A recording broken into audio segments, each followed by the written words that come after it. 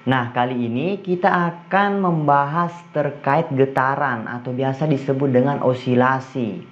Di sini kita juga bisa melihat tulisan aksara lontara dari getaran dan osilasi itu. Pertama-tama, kita harus mengetahui apa yang dimaksud dengan getaran. Getaran adalah gerakan yang berulang-ulang atau gerakan bolak-balik melewati suatu titik kesetimbangan. Selanjutnya, apa yang dimaksud dengan titik kesetimbangan itu? Atau agariasan titik kesetimbangan. Titik kesetimbangan adalah titik di mana suatu benda akan berada di posisi diam ketika tidak ada gaya yang bekerja pada benda tersebut. Kita biasa melihat ayunan. Nah, sebelum ayunan ini diberikan gaya, entah itu dorongan atau tarikan, maka ayunan itu akan diam. Akan diam. Nah, posisi diamnya ini merupakan titik kesetimbangan. Dalam topik ini ada beberapa besaran yang akan kita bahas, yaitu ada simpangan, ada amplitudo, ada periode, dan ada frekuensi. Nah, untuk yang pertama, apa yang dimaksud dengan simpangan getaran? Simpangan merupakan jarak antar benda yang bergetar dengan titik kesetimbangan. Sedangkan amplitudo adalah simpangan terjauh pada benda yang bergetar. Nah, di sini bisa kita lihat contoh, ini adalah sebuah bandul. Bandul itu bisa kita lihat pada jam klasik. Misalkan bandul ini saya tarik ke titik A, kemudian saya lepas, maka bandul ini akan bergerak dan akan melalui beberapa titik. Proses bergerak ini yang disebut dengan bergetar.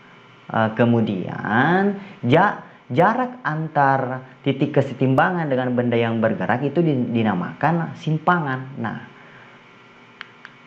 pada saat misalkan benda ini bergerak di titik B, ini merupakan simpangan jarak antara B dan O. Simpangan benda yang bergetar. Sedangkan amplitudo adalah simpangan terjauh. Nah, kan di sini titik maksimalnya benda ini untuk bergerak. Nah, ini yang dimaksud dengan amplitudo, yaitu simpangan terjauh dari suatu benda yang bergerak. Nah, di sini bisa kita lihat keterangannya. 0 titik kesetimbangan, jarak O dan B adalah simpangan, begitupun dengan O dan C. Sedangkan A, jarak OA adalah amplitudo dan jarak OD adalah amplitudo. Nah, kemudian suatu getaran didefinisikan sebagai satu kali getaran penuh, yaitu dari titik awal kembali ke titik tersebut. Nah, kemudian kita akan melihat contoh benda bergetar satu getaran penuh. Kapan benda bergetar dan kemudian terhitung satu getaran. Nah, misalkan dari titik A dia akan bergetar melalui beberapa titik. Nah, ini ketika misalkan bendanya sudah kembali ke titik A, itu baru terhitung satu getaran. Nah, seperti itu.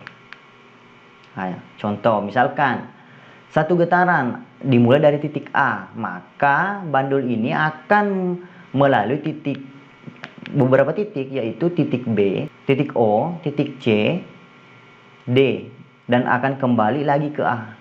Nah, itu baru terhitung satu getaran. Begitupun ketika misalkan benda ini, bandul ini dimulai dari titik B, maka akan terhitung satu getaran ketika melalui titik B, O, C, D, C, O, B, A, dan kembali ke B. Nah, itu baru terhitung satu getaran. Mungkin ini yang bisa kita bahas terkait topik awal getaran.